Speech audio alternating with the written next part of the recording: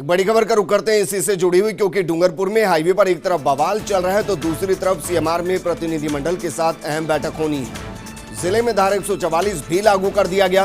Internet सेवा पर रोक लगा दी गई। शिक्षक बनने की मांग को लेकर गुंडागर्दी क्यों की गई, ये सबसे बड़ा सवाल खड़ा हो गया है। हजारों उपद्रवियों ने हाईवे पर जाम लगा दिया है, बवाल कर दिया है। उपद्रवियों ने तोड़फोड़ की है, आगजनी की है, लूटपाट की है। पुलिस समेत कई वाहनों में आग लगा चुके हैं। डीसी, आईजी, एसपी समेत कई पुलिस अधिकारी मौके पर मौजूद हैं। 500 से ज्यादा जवान, आरएसी का जाब्ता तैनात कर दिया गया है। इस सबसे इतर उदयपुर, चित्तौड़, बांसवाड़ा, प्रतापगढ़ का भी जाब्ता लगा दिया गया। मुख्यमंत्री, शिक्षा मंत्री ने भी शांति की अपील की है। वहीं फर्स्ट इंडिया भी लगातार शांति बनाए रखने की अपील कर रहा है। विरोध का तरीका बिल्कुल भी ठीक नहीं है। क्या इस तरह के लोग शिक्षक बनने लायक हैं, ये सबसे बड़ा सवाल है। क्या मांगे मनवाने के लिए ऐसा बवाल जरूरी है? क्या आप आगजनी करेंगे, तोड़फोड़ करेंगे, आमजन को परेशान करेंगे, पुलिस पर पत्थरबाजी करेंगे, उनकी गाड़ियों को आग के हवाले कर देंगे? क्या मांगे मनवाने के लिए एकमात्र जरिया यही बचता है? और क्या बातचीत के जरिए इसको सुलझाया नहीं जा सकता? ये सवाल इसलिए क्योंकि इस आगजनी, तोड़फोड़, पत्थरबाजी, बवाल के बाद भी मुख्यमंत्री से मिलने के लिए एक डेलीगेशन आया है। तो वो डेलीगेशन पहले क्यों नहीं बुलाया गया? ये प्रेशर क्यों क्रिएट किया गया? इंसानियत को परे रखकर ऐसा हंगामा क्यों किया जा रहा है? आमजन और पुलिस पर हमला क्यों किया गया? ये तस्वीर जरा देखिए। पुलिस के जवान राहत थोड़ी सी लेते हुए, सिर पर पट्टी बंधी हुई है। ये अस्पताल की तस्वीर हम आपको दिखा रहे हैं। जो पत्थरबाजी में, आगजनी में घायल हो गए, उनका इलाज चल रहा है। सवाल सिर्फ इतना कि अगर आपको मांगे मनवानी है तो क्या इसका मतलब यह है कि आप आग लगा देंगे, आप आगजनी करेंगे, तोड़फोड़ करेंगे, मारपीट करेंगे, पत्थरबाजी करेंगे? ये धुआं, उठता धुआं, जलती आग, ये दर्शाती है कि ये जो पूरा उपद्रव हुआ वो कानूनन पूरे तरीके से गलत, और आप अपनी मांगों को मनाने के लिए इस तरीके से आगजनी नहीं कर सकते।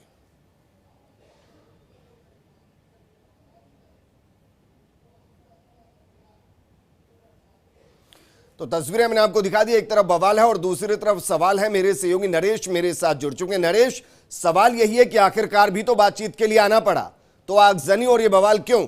ये बातचीत कब शुरू होगी? इसमें कौन कौन मौजूद है?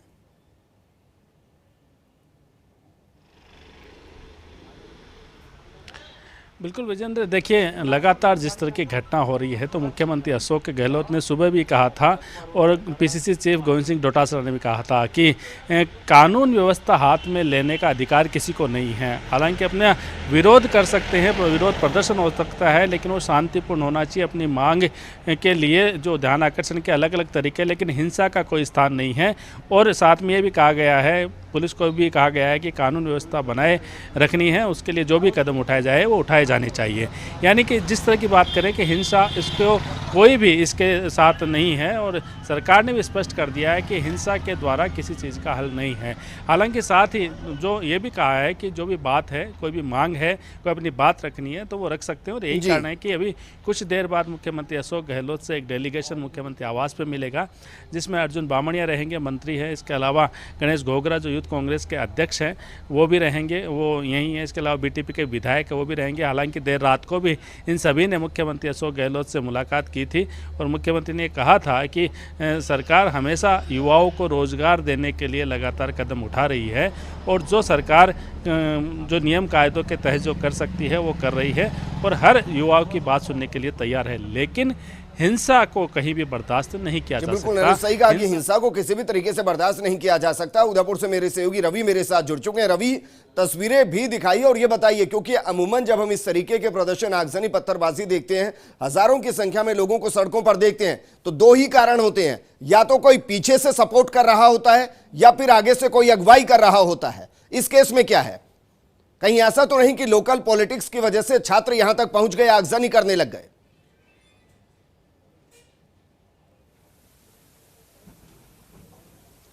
जी बिल्कुल, देखिए ब्रजेंद्र, प्रत्यक्ष तौर पर ना तो यहाँ कोई आगे से अगुवाई कर रहा है और ना पीछे से कोई सपोर्ट कर रहा है, लेकिन अप्रत्यक्ष तौर पर एक भीड़ है जो कि अगुवाई कर रही है और पीछे से।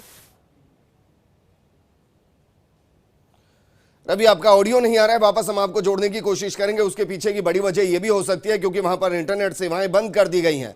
एक बार फिर से हम आपको संपर्क साधने की कोशिश करेंगे, लेकिन तस्वीर हम आपको दिखा रहे हैं। तस्वीरें देखिए, हजारों की संख्या में लोग यहां पर मौजूद है। अब उनको छात्र कहिए, भीड़ कहिए या फिर प्रदर्शनकारी कहिए या फिर कानून को तोड़ने वाले अपराधी कहिए, यह हम इसलिए कह रहे हैं क्योंकि आगजनी की गई है, पत्थरबाजी की गई है, तोड़फोड़ की गई है, लूटपाट की गई है।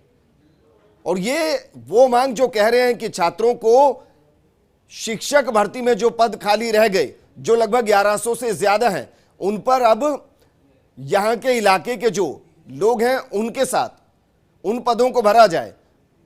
रवि, वापस हम आपके पास आ रहे हैं। अगर आवाज आ रही हो तो आपने कहा ना आगे से कोई अगुवाई सीधे तौर पर कर रहा है, ना पीछे से कोई बैकअप दे रहा है, तो माने अचानक से एक धुआं उठा और आग का रूप ले लिया।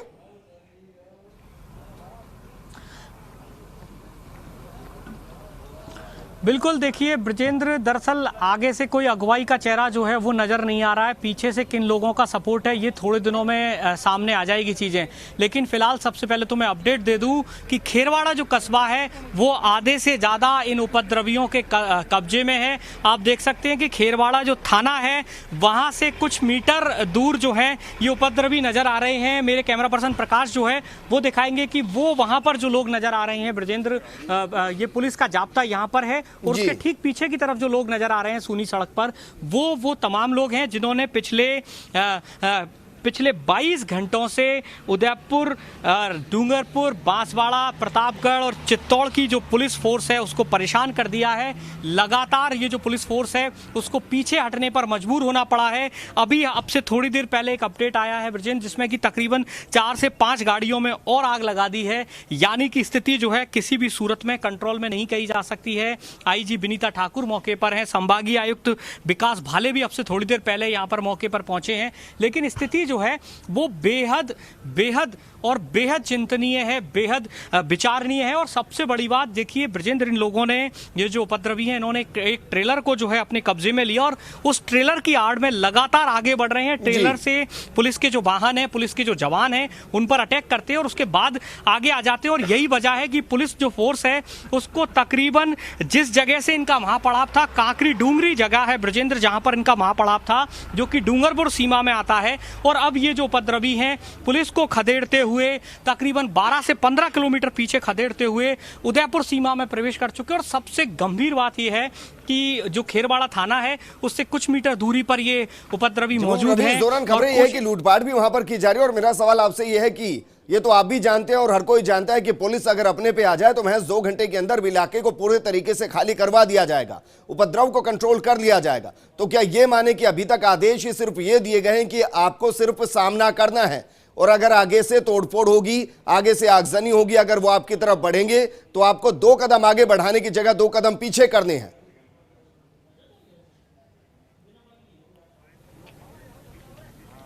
बिल्कुल, देखिए 2 कदम नहीं, कई किलोमीटर तक कदम जो है पुलिस को पीछे, पुलिस के जो जवान हैं उनको पीछे खींचने पड़े। और इसकी बड़ी वजह यही है कि उनके पास में इस तरह के कोई ऑर्डर्स नहीं है कि वो ऑफेंसिव हो सकें। वो लगातार डिफेंसिव मोड में हैं। जैसे जैसे पुलिस उनको खदेड़ती है और वापस से जब वो उपद्रवी पीछे अटैक करते हैं तो पुलिस को पीछे हटना होता है। पुलिस के जवानों में भी शायद इस बात का रोष जो है हम पिछले कुछ घंटों में देख पाए हैं कि वो जवान जो हैं वो भी इस बात से थोड़े से नाराज जरूर नजर आए हैं कि अगर उन्हें सीधे तौर पर उनके अधिकारी अगर कहते हैं, आगे बढ़ने के लिए कहते हैं, तो वो कुछ घंटों में इस पूरी स्थिति को कंट्रोल कर सकते हैं। लेकिन फिलहाल ऐसी स्थिति कतई नजर नहीं आई है। आज सुबह से तो बिल्कुल नजर नहीं आई है। ठीक है रवि, मुमकिन ये हो सकता है कि जो मुख्यमंत्री के साथ डेलीगेशन की मुलाकात होनी है शायद तब तक कंट्रोल किया जा रहा हो कि कम से कम बातचीत के जरिए ही एक रास्ता निकल आए और सरकार पर कम से कम ये आरोप ना लगे कि सरकार ने बलपूर्वक प्रदर्शन को रोका है, चाहे वो प्रदर्शन हिंसात्मक ही क्यों ना हो। नरेश, मैं सही कह रहा हूं?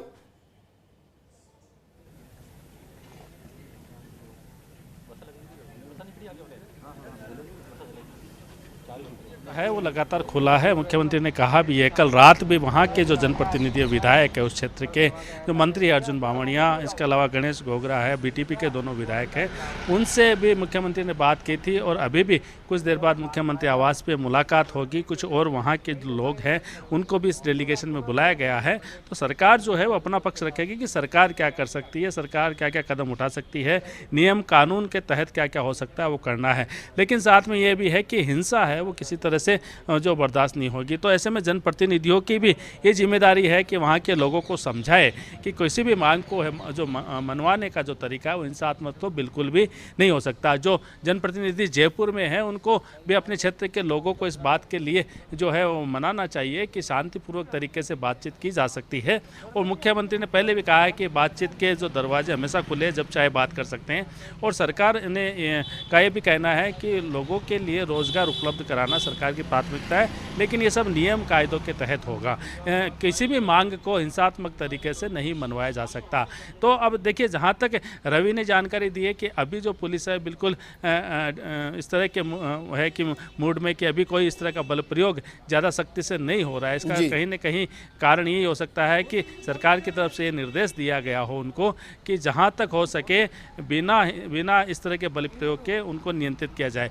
लेकिन देखिए, जब अगर स्थिति बेकाबू होगी, जब बिल्कुल नियंत्रण से बाहर होगी, जब बातचीत के जो लगातार यहाँ पे सिलसिले चल रहे हैं, अभी बातचीत का सिलसिला फिर शुरू होगा, तो अगर उसमें कोई हल नहीं निकलता है और जो वहाँ पे जो आंदोलनकारी अपनी जिद पे अड़े रहते हैं, तो फिर हो सकता है कि पुलिस को अगला कदम उठाना पड़े। लेकिन इस बीच अब इंतजार इस बात का है कि जब मुख्यमंत्री आवास पर इस डेलीगेशन से बात होगी, उनसे चर्चा की जाएगी, क्या बात हो सकती है, सरकार की तरफ से जो संदेश है वो दिया जाएगा।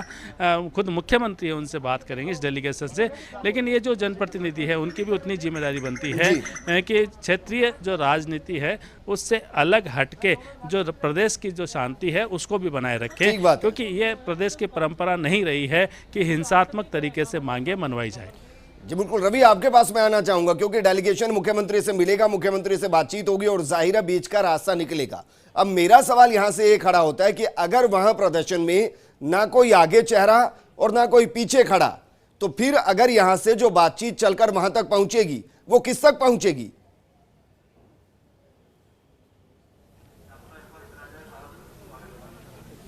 जी बिल्कुल, देखिए ब्रजेंद्र, ये जो सवाल है बेहद जायज भी है और ज़रूरी भी है, चूंकि ये समझ से परे सबके है।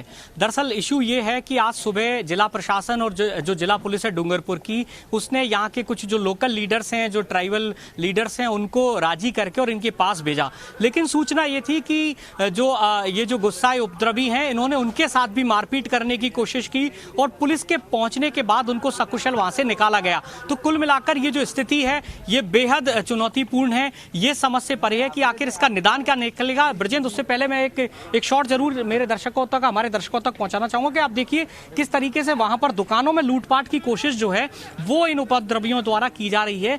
ये जो है बेहद गंभीर मसला है। किस तरीके से भागकर वो अलग अलग दुकानों में जा रहे हैं। इस तरफ पुलिस का पूरा जाब्ता मौजूद है और उस तरफ देखिए कि किस तरीके से दुकानों में लूटपाट भी की गई। उससे पहले कई सारे जो वाहन है उनमें आग लगाई गई। आधे दर्जन से ज्यादा दुकानों को आग के हवाले कर दिया गया।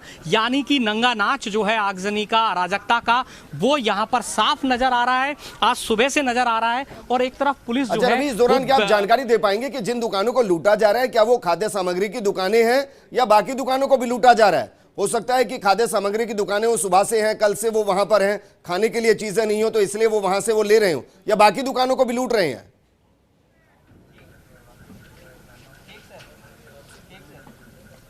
देखिए ब्रजेंद्र, ऐसा कतई नहीं है कि सिर्फ खाद्य सामग्री से जुड़ी हुई दुकानों को ही लूटा जा रहा है। तमाम वो दुकानें, ये तमाम वो कोशिश कर रहे हैं जिससे कि प्रेशर मेंटेन हो सके। जो प्रशासन है, पुलिस है, जो गवर्नमेंट है, उस पर एक प्रशासन, माफ कीजिएगा, प्रेशर मेंटेन हो ताकि उनकी जो मांग है उसको मान लिया जाए। और इसी वजह से ये बिल्कुल जो है सत्य नहीं है कि ये सिर्फ खाद्य सामग्री की जुड़ी दुकानों को लूट रहे हैं। इससे पहले उन्होंने एक जूतों से भरे ट्रेलर को लूटा, एक गाड़ियों से भरे, टू व्हीलर से भरे हुए। रवि, आपने सही शब्द का इस्तेमाल हुआ कि अराजकता के साथ नंगा नाच यहां पर हो रहा है, लेकिन उसको रोका कब तक जाएगा? और सबसे बड़ा सवाल ये कि एक दिन में सब कुछ नहीं होता, तो जिसने इस पूरी रणनीति को बनाया, क्या उस तक सरकार पहुंचेगी? क्या जांच होगी?